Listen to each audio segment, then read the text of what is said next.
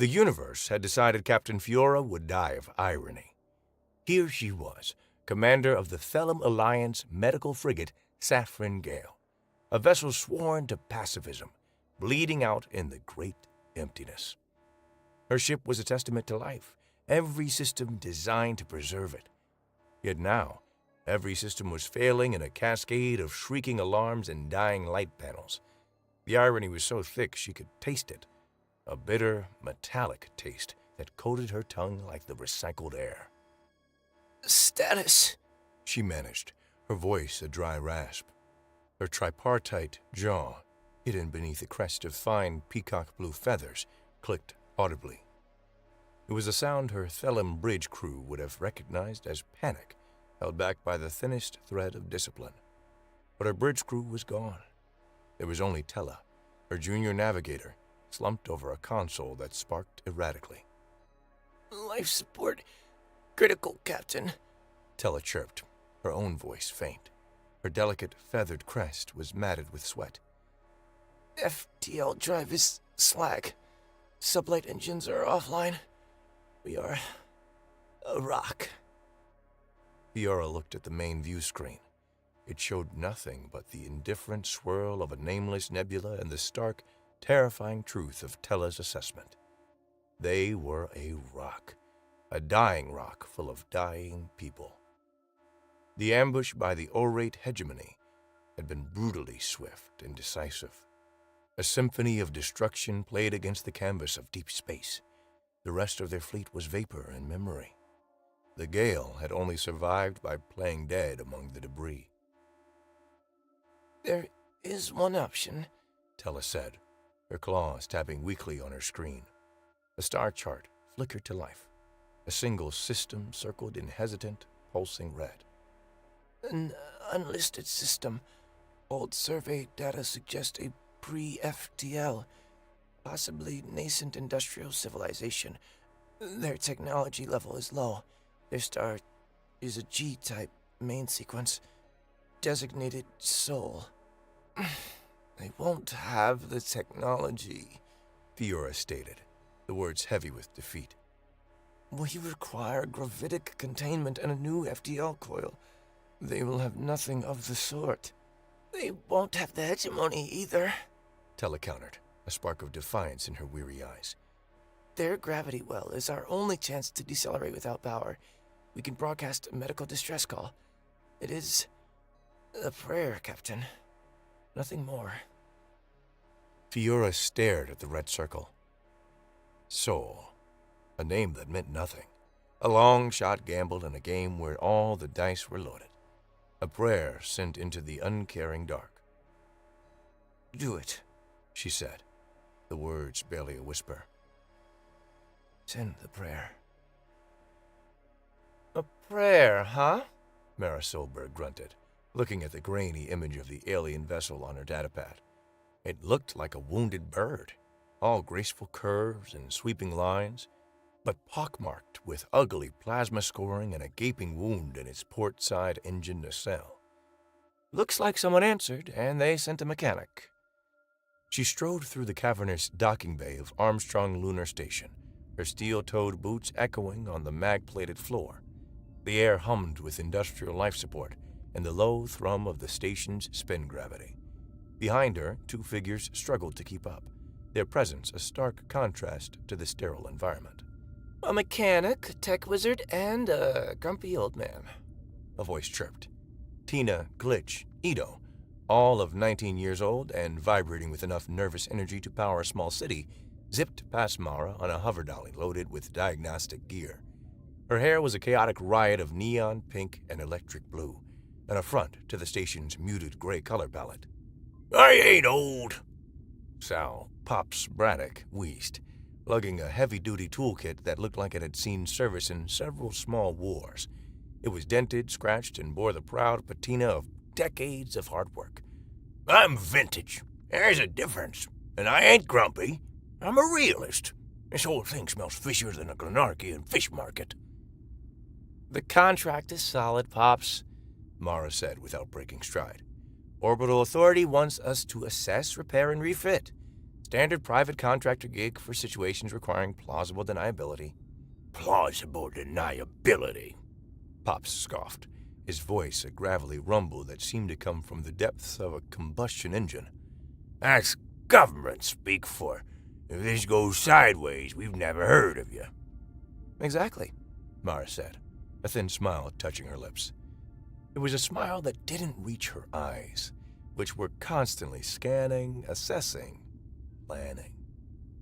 It also means they don't look too closely at the requisitions, as long as the paperwork is filed in triplicate. Tina? Already on it, boss.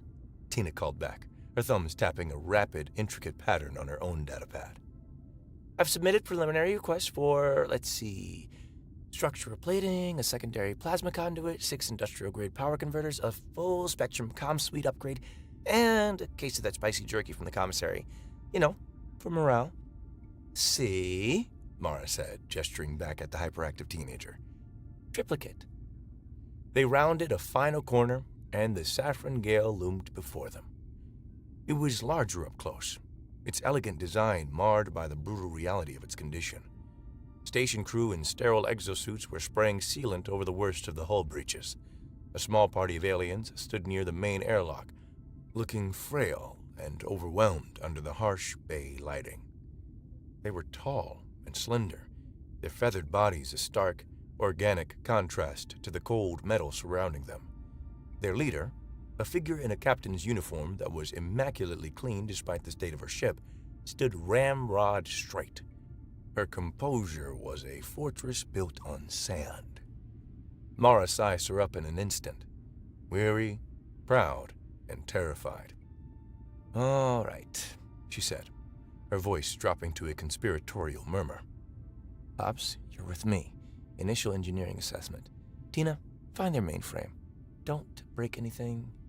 Yet." Define break, Tina asked, her eyes already bright with manic light as she gazed upon the alien ship's access ports. If it costs more than your signing bonus to fix, you broke it, Mara retorted. Go. Tina gave a whoop and shot off towards a service umbilical, her hover dolly leaving a faint ion trail. Mara and Pops headed for the waiting aliens. As they approached, the Thelum captain stepped forward, her posture rigid. "I am Captain Fiora of the Saffron Gale," she said, her voice formal, laced with a galactic standard accent that was clipped and exact. "On behalf of the Thelum Alliance, I extend my gratitude for your assistance. We require repairs to our life support and FTL drive systems. We can offer payment in refined medical-grade silicates." Mara waved a dismissive hand. "We'll work out the billing later. I'm Mara Solberg, lead engineer. This is my chief diagnostician, Sal Braddock." Pops grunted a hello, his eyes already roving over the ship's damaged hull, his expression a mixture of professional disgust and deep-seated pity. Looks like you folks met something mean. "The Oriate hegemony," Fiora said, the name like a curse on her tongue. Mara's face hardened almost imperceptibly. "Yeah, we've heard of them.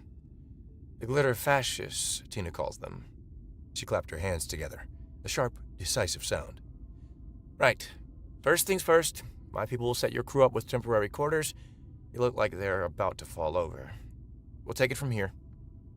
Before Fiora could protest the sudden, overwhelming takeover of her own ship, another human appeared, pushing a clattering metal cart. He was a man with a warm, open face and a gentle smile that seemed entirely out of place in the sterile, industrial environment of the docking bay. "Don't mind me," he said in a soft, lilting Colombian accent. "Just the morale officer." Fiora found herself being gently but firmly ushered into her own med bay, which was already being transformed. The strange man with the cart was setting up a polished chrome machine that hissed and gurgled. The elegant, sterile scent of Thelum atmospherics was already being brutally replaced by something else. A rich, dark, and utterly alien aroma that smelled of roasted earth and defiant energy. It smelled warm. It smelled like safety. "I am Mateo Vargas," the man said, his hands moving with a fluid, confident grace. "I was told you were medics under fire." That's a hard life. The hardest. He pressed a thick ceramic mug into Fiora's trembling hands. It was filled with a steaming black liquid. Here, this is coffee. Fiora stared at the mug. Coffee, she repeated, the word foreign and strange. She had requested repairs of a starship. She had been given a beverage. She brought the mug to her face, carefully navigating the rim with her tripart beak. The nectar of the gods, Mateo said with a wink. Or, in our case, the fuel that keeps tired people from making fatal mistakes. Drink up. You look like you carry the weight of a whole world on your shoulders. She took a hesitant sip. The liquid was hot, bitter, but with a complex, invigorating depth that seemed to seep directly into her exhausted soul. A warmth spread through her chest, a deep and settling heat that sank into her bones. It was the first moment of peace she'd had in weeks. Meanwhile, in the mangled heart of the Saffron Gale's engineering section, Pops Braddock was having a religious experience. He was covered in grease, lying on his back under a massive honeycombed power conduit, a diagnostic probe in one hand. Well, I'll be damned, he muttered, pulling himself out. He wiped his hands on an already filthy rag and stared at the alien drive core with a look of pure, unadulterated reverence. Find something, Pops? Mara asked, leaning against a bulkhead, datapad in hand. Something? Pop's voice cracked with emotion. Mara, they didn't just build a good engine. They built a classic. Look at this plasma manifold.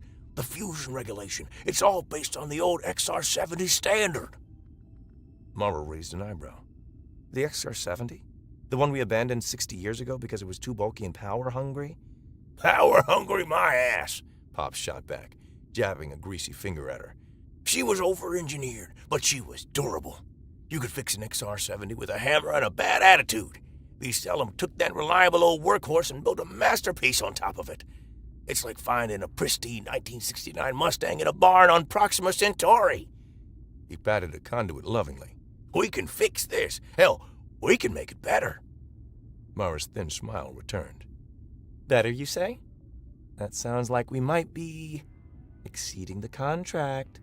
Damn right we are, Pops growled. These people got shot up protecting folks. The contract can go straight to hell.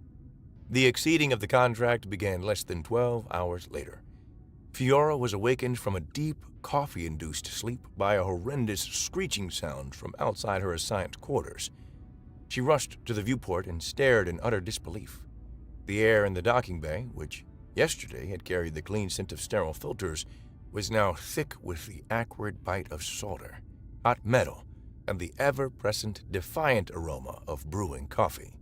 Huge, automated welders were crawling over the graceful hull of the Saffron Gale, stitching thick, ugly slabs of gray metal onto its skin. She stormed out into the docking bay, her formal composure shattering. "What is the meaning of this?" she demanded, confronting Mara, who was calmly directing the chaos from a mobile command platform. "Morning, Captain," Mara said, now looking up from her datapad. "We're reinforcing the hull. Found some surplus armor plating from a decommissioned asteroid hauler. Figured you could use it." "This is a medical frigate, not a brute," Fiora protested. "It is designed for speed and grace, to be a symbol of life, not a fortress." "A symbol of life doesn't do much good when it's vented to vacuum," Mara said flatly. "This'll add a few tons, but Pops is tweaking your inertial dampeners to compensate. You won't even notice." A harried-looking Thelem officer, Fiora's first mate Torvin, rushed over, followed by a bewildered-looking human in the crisp uniform of the Armstrong Station Authority. "Captain, they're refusing to stop!" Torvin trilled, his feathers ruffled in agitation. "Ma'am Solberg, I have to insist," the station official said, his voice strained. "This is a gross overreach of your contractual obligations. You were hired for repairs, not a complete military refit." Mara finally looked up from her pad, her expression one of polite boredom. "Refit? Mr. Henderson, please. This is a proactive structural integrity enhancement. It's right here in the work order addendum I filed this morning. Subsection C, paragraph 12. Contractor will take all necessary measures to ensure vessel survivability against potential future environmental hazards." She tapped her datapad, and a screen flickered to life in front of the official, displaying a wall of dense, unreadable text. Henderson's eyes glazed over. But asteroid hauler plating? Excellent protection against micrometeoroids, Mara said smoothly. which are, as you know, a significant environmental hazard. It's for their own safety. Are you suggesting we compromise the safety of our clients? The official sputtered. Buried under a mountain of bureaucratic nonsense, he looked from Mara's implacable face to the screeching welders to Fiora's horrified expression, and simply wilted. Carry on, he mumbled, and scurried away. Mara gave Fiora a look. See? Triplicate. If the chaos in the hangar was overwhelming, the chaos in the ship's computer core was sublime. Tina Ito sat cross-legged in a nest of makeshift cabling. Her fingers tapped and swiped across a holographic interface, calling up and dismissing data streams. The Thelum mainframe was elegant, honeycombed, and, to her, achingly boring. Its security was robust but predictable. Okay, you dignified old fossil, She muttered to the glowing arrays. time for a little anarcho-syndicalist upgrade. She had, in Mara's words, requisitioned a crate of commercial smart home devices, a retired server bank from the station's obsolete network, and, for reasons that were clear only to her, a robotic floor vacuum. With a manic grin, she began weaving them together, lashing their processing power into a single cohesive whole, and then injecting it into the Saffron Gale's secondary systems like a virus. She wasn't building a true AI. That was illegal, immoral, and way above her pay grade. She was building a virtual intelligence, a VI, a glorified task runner with a personality matrix scraped from a dozen different user-friendly consumer products. A final line of code slid into place. The robotic vacuum on the floor whirred to life, its little blue light blinking. A pleasant, synthesized female voice, the kind you'd hear from a coffee maker or a self-driving car, filled the small room. Hello. It said, its tone relentlessly cheerful. System integration is complete. My designation is Sheila. How can I help you make your day more streamlined and productive? Would you like me to order more paper towels? Tina cackled with glee. Sheila, run a diagnostic on the port side plasma relays and cross-reference the power fluctuations with POP's output readings from the main core. Certainly, Sheila replied. Processing. Power fluctuations are within expected parameters for a jury-rigged XR70 fusion core being pushed to 140% of its manufacturer-rated capacity. I have also detected a sale on bulk nutrient paste at the station commissary. Shall I add it to your cart? Fiora stood on the observation deck overlooking the docking bay, watching the slow, brutal transformation of her ship. The elegant lines of the Saffron Gale were disappearing under slabs of ugly, functional armor. The sounds of welding and riveting were incessant. Humans swarmed over her vessel like ants, each one moving with a frantic, focused energy she couldn't comprehend. They weren't just repairing her ship. They were remaking it in their own image. Stubborn, loud, and brutally practical. She felt a wave of despair wash over her. This wasn't help. This was a violation. A gentle presence beside her. Mateo. He held out a fresh mug of coffee without a word. She took it, the warmth a small anchor in her sea of confusion. "It is a lot," he said softly, following her gaze. They are destroying my ship, Fiora said, her voice tight. They're turning a symbol of healing into a weapon. Mateo looked at her, his eyes full of a deep, uncomplicated empathy. "I saw the casualty reports from your fleet. I saw the state your crew was in when you arrived. You look like you carry the weight of a whole world, Captain. And that's because you do, don't you? The people on this ship, the ones you couldn't save, the ones you still have to." He gestured with his own mug towards the bustling humans below. "They see a ship that needs to survive, so they're giving it teeth, because they looked at you and they saw someone who saves people. And now they want to save you. His words were simple, devoid of formality or guile. They were just true. And that simple, unadorned truth cut through layers of her Thelem reserve, her military discipline, her weary pride. It broke her. A single hot tear traced a path down her feathered cheek. She didn't wipe it away. For the first time, she felt not just rescued, but seen. She found Mara in the makeshift command center, a chaotic mess of screens and empty coffee cups. Commander Solberg, Fiora said, her voice steady now. I must speak with you in private. Mara looked up, surprised by the new tone of resolve in the alien captain's voice. She nodded and led her to a small storage closet, pulling the heavy, sound-dampening door almost shut behind them, leaving just a crack of light and sound in the gloom. My mission was not simply to escape the hegemony, Fiora began, the words coming in a rush now that the dam was broken. My fleet. We were a screen. We were trying to protect a civilian evacuation route from the Viridia system. Mara's face was grim. Viridia. I've seen the hegemony declarations. They've marked it for aesthetic purification. A euphemism for genocide. There is a small colony on Viridia 3, Fiora continued, her voice dropping to a pained whisper. A home for children, orphans of this war. 312 of them with their caretakers. The Saffron Gale was their designated transport. We were supposed to get them out before the hegemony fleet arrived to blockade the system. She looked at Mara, her eyes pleading. The hegemony blockade is now in place. I've monitored their communications. The purification is scheduled to begin in 9 standard days. Mara processed this, her expression unreadable. She ran the calculations in her head. The travel time, the state of the ship, the opposition. Her face tightened into a deep frown.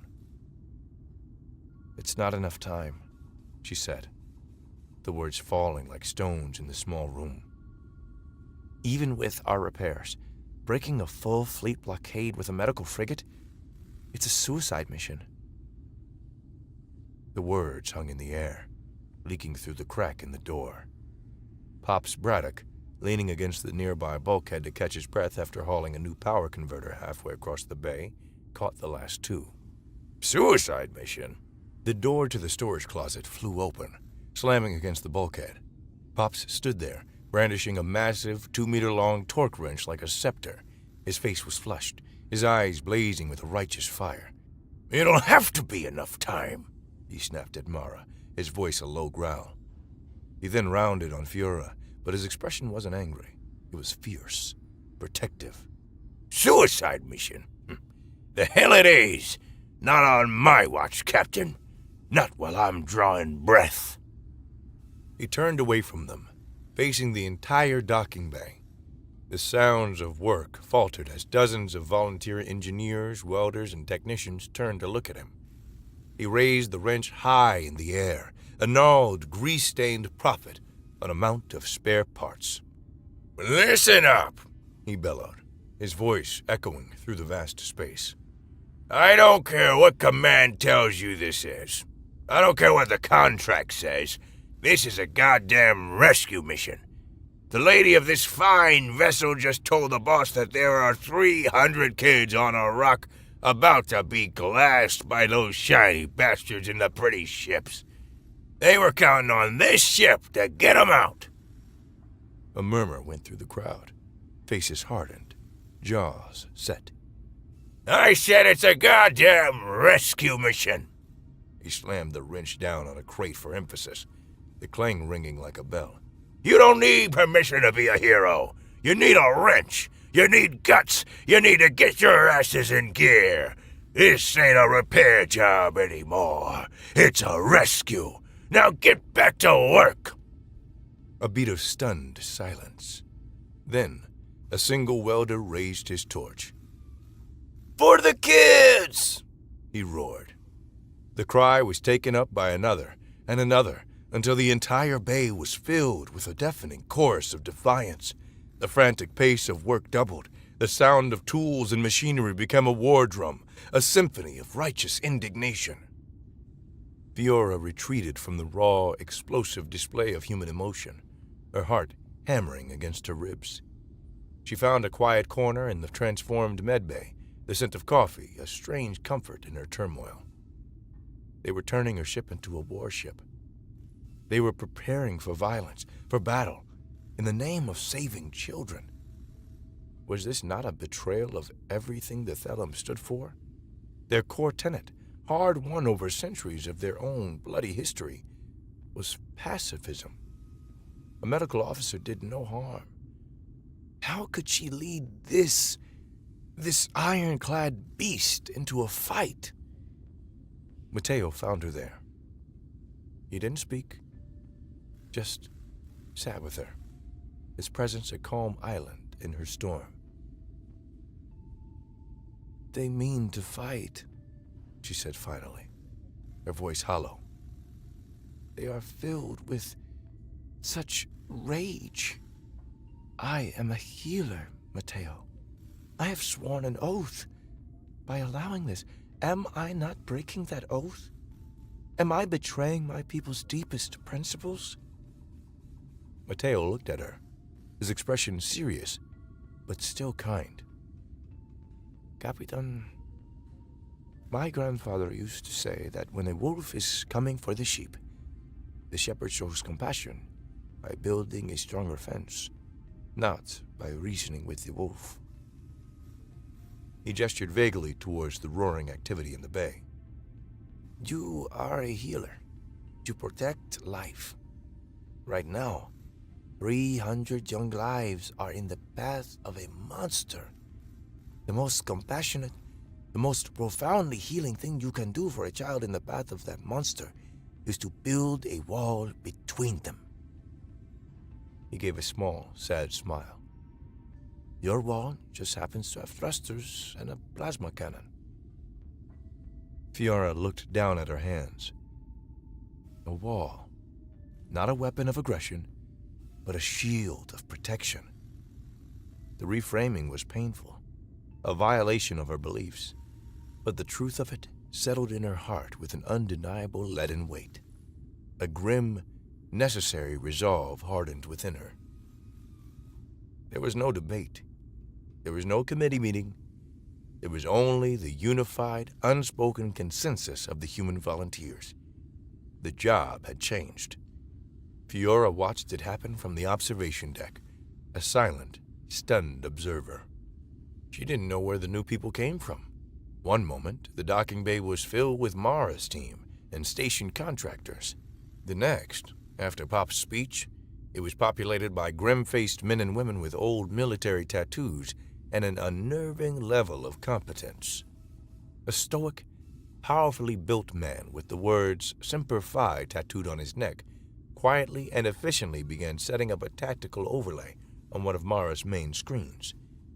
That was Dorn, a wry, silver-haired woman who moved with the easy confidence of a lifelong pilot was suddenly in the Gale's cockpit, running simulations with Tina. That was Lena, a retired long-haul cargo freighter captain who'd heard there was an interesting gig on the station grapevine. They didn't ask for permission. They saw a job that needed doing and did it. Mara stood on her command platform, watching them all. She turned to Fiora, who had returned to the command platform, her posture straighter, her eyes clear and determined. "Captain," Mara said, her voice formal but with an undercurrent of deep respect. "It seems you have a volunteer gunship detail." Fiora nodded slowly. "It seems I do." Mara stared out at the ship, at her people working with a furious purpose she knew all too well. She spoke again, her voice quieter, almost to herself.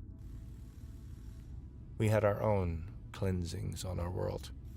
Different names, different flags, same ugly results. We learned a hard lesson a long time ago. She finally met Fiora's gaze, her own eyes dark with ancestral memory. We learned what happens when you stand by and do nothing. The final preparations were a blur of frantic, purposeful work. The last of the armor plates, ugly and functional, was welded into place over the Saffron Gale's bow. It completely ruined the ship's graceful aesthetic, turning it into a blunt instrument. Tina, never one to leave well enough alone, had commandeered the ship's high-focus medical laser etcher, a device normally used for microsurgery, with a few frantic modifications and a lot of bypassed safety safeguards. She calibrated it into a massive engraving tool. "What are you doing, Glitch?" Pops yelled over the comms from the engine room. "You're gonna drain power from my ignition sequence." Art is important for morale, Pops. She yelled back, her face illuminated by the glow of her console. And this is a masterpiece. On the bow of the ship, just below the bridge, the laser began to carve. It etched huge, blocky letters into the new gray armor plating. When it was finished, a new name, a new declaration of purpose, was emblazoned on the vessel for all to see. Hands off our nurses. All systems nominal. Sheila's cheerful voice announced on the bridge. Well, nominal is a subjective term, given that 27% of the ship's current operational status is dependent on technology sourced from consumer-grade kitchen appliances. But all lights are green. Fiora stood at her captain's station and surveyed her new bridge. The elegant integrated Thelum honeycomb displays were still there, but now they were surrounded by human additions. A clunky, practical monitor displaying the ship's external sensor feed was zip-tied to a support strut. Scuff marks marred the once pristine deck plates. A dark, ring-shaped stain from a coffee cup was already permanently etched onto the console of Dorn's new weapon station. It was a violation of design principles, a chaotic fusion of grace and grit. It was perfect. "Engine core is green and mean," Pop's voice crackled over the comm. "She's purring like a kitten. A very angry, very large, plasma-spitting kitten." Go get him, folks. Mateo reported from the galley, his voice a warm reassurance. Go get him, folks. Fiora took a deep breath. Her ship felt alive. It felt like a clenched fist. Lena, she said, her voice ringing with newfound authority. Take us out. You got it, Captain, Lena said with a grin. Hold on to your feathers. With a roar that shook the entire docking bay, the newly christened Saffron Gale lifted from its cradle. It pivoted, its movements surprisingly agile, and shot out of the bay doors, leaving behind a stunned station command, a mountain of confusing paperwork, and the lingering, defiant smell of coffee. The jump was instantaneous and jarring. One moment they were in the empty space near Earth's moon, the next they were in the Viridia system, and the view screen was filled with beauty and menace. The Viridia star cast a golden light on a dozen ships, all sleek, sharp, and gleaming. Hegemony vessels. They were arranged in a perfect, aesthetically pleasing blockade pattern around the third planet. A comm request blinked on Fiora's console. She nodded at Mara. A face appeared on the main screen. He was Thelum, but one twisted by the Hegemony's obsession with genetic purity. His features were too sharp, too symmetrical, his feathers an unnatural, brilliant white. He looked at the Saffron Gale with an expression of profound disgust. This is Prefect Coridian of the Hegemony Purification Fleet, he said, his voice a silken, condescending drawl. I am addressing the pilot of the junk heap that has just befouled my star space. Identify yourself and your purpose for bringing this ill-conceived monstrosity into my presence. Mara leaned forward and keyed the microphone. Her reply was flat, cold, and utterly devoid of negotiation. We're the school bus, she said. Move. Caridian laughed, a short, ugly bark of contempt. Eliminate this filth. The hegemony ships moved as one, their movements exact and predictable, like a choreographed dance of death. They fired, beams of coherent energy lacing through the dark. But the Saffron Gale was not a dancer. It was a drunken brawler. Evasive pattern Delta 5, Mara yelled. Lena, make us ugly. Ugly is my specialty. Lena cackled, throwing the ship into a wild, stomach-churning corkscrew. The energy beams sliced through the space where they had been a second before. The ship groaned under the strain, but the asteroid hauler armor held. Sheila, Mara commanded. give them something to think about. Certainly, Sheila's pleasant voice replied. Hijacking local communication frequencies.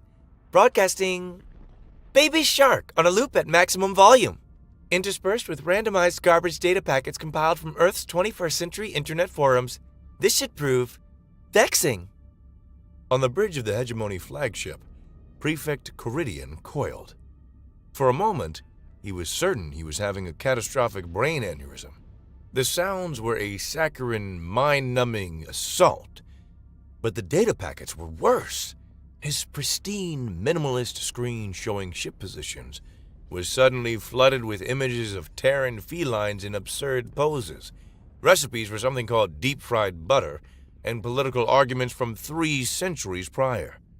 The assault was less a military attack and more a migraine-given physical form. They're barbarians, Caridian hissed, clutching his head as his disciplined, orderly fleet, used to silent, coordinated perfection, was thrown into chaos. Pilots were distracted, comm officers were frantic, and their perfect arrangement of ships began to fray at the edges. "They're open," Dorn called, his voice unnervingly calm. "Got a firing solution on that lead cruiser's shield generator. Request permission to fire main cannons." Theora looked at the sensor feed. The ugly armor, the chaotic maneuvers, the sheer audacity. It was working. Mateo's words echoed in her mind. A wall with thrusters and a plasma cannon. Permission granted, Mr. Dorn, she said. Fire at will. 2 newly installed plasma cannons roared to life. Unlike the elegant lances of the hegemony, the bolts of energy were brutal, booming blasts that slammed into the enemy's cruiser shields, making it shudder violently. The dance had turned into a fistfight. They were taking hits now. Alarms screamed through the bridge. "Starboard shields are failing," Dorn announced. "Weapons are down for recharge cycle." A hegemony battlecruiser, its commander having recovered from the sonic assault, saw the opening. It pivoted, its main weapon port glowing with imminent death. It had them. A clean, perfect shot. I can't shake him, Captain, Lena yelled, her knuckles white on the controls. Tina, what are you doing? Mari yelled, her eyes wide with alarm as a new icon appeared on the sensor feed. An external biosign. On the hull. Get back inside! That's an order! Can't!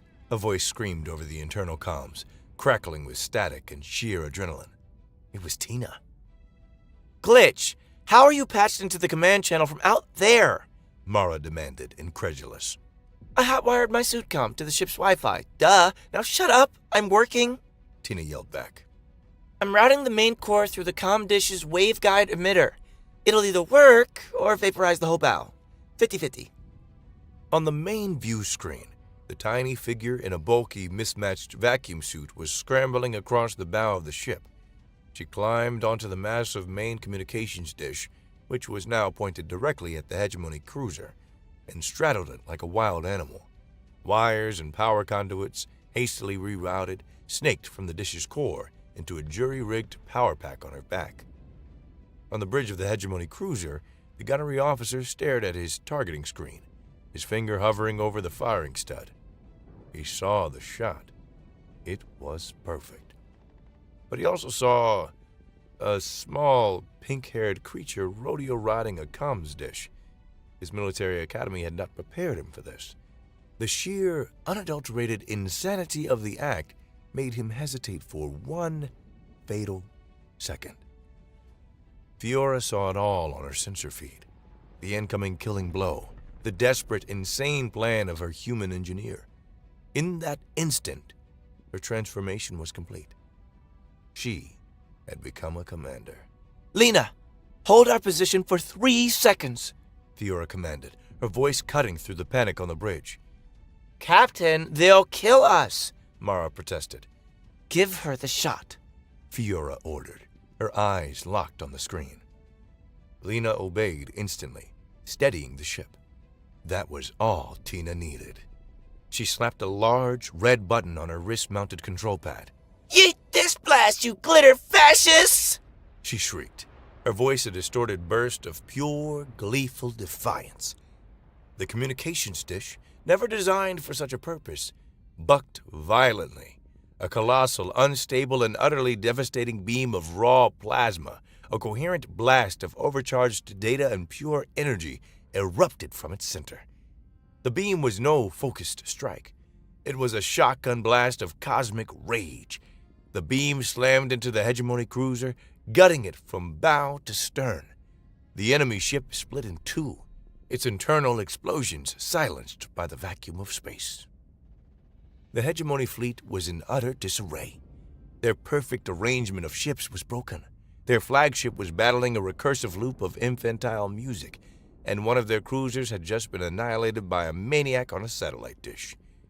The disciplined order of the hegemony had no procedure for this level of sheer, unadulterated chaos.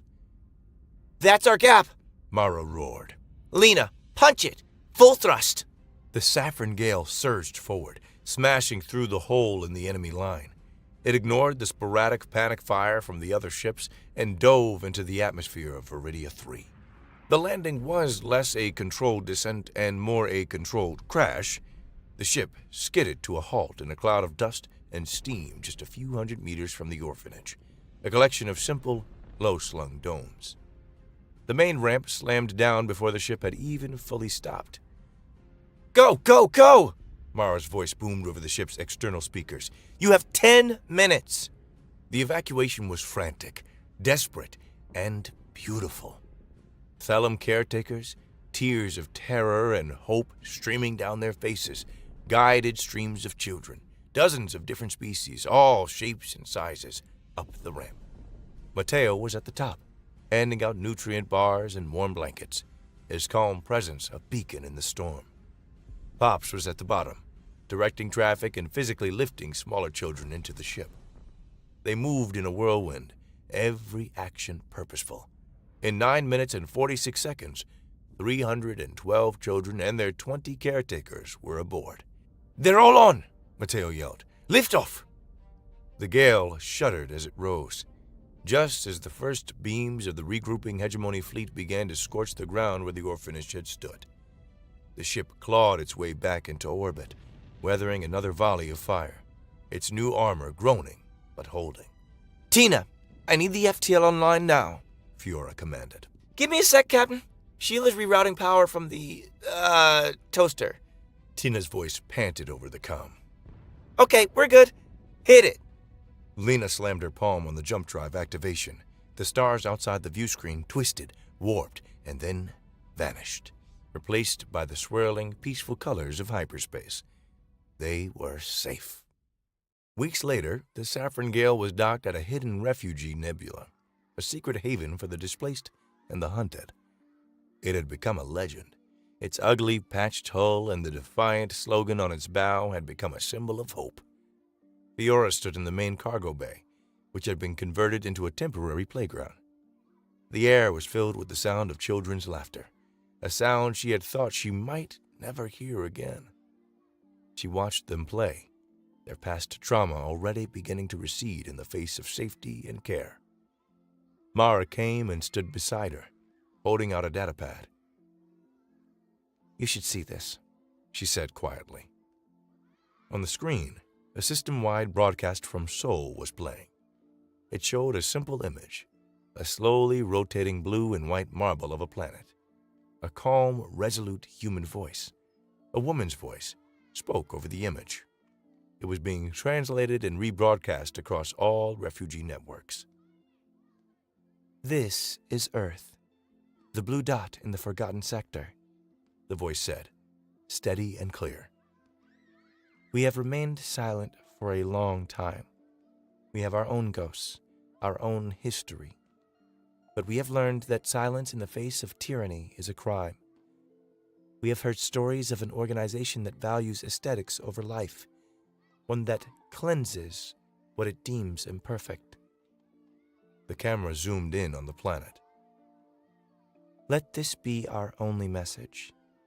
While we do not seek conflict, and we are not conquerors, to those who would bring war to the innocent, who would harm children in the name of purity, know this: we will damn well finish it. The broadcast ended. Fiora looked at Mara, her heart full of a feeling she couldn't name.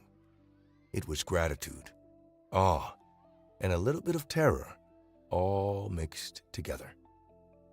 Across the hidden networks of the Thelum Alliance and beyond, a new phrase was spreading like wildfire, whispered in hushed, hopeful tones from one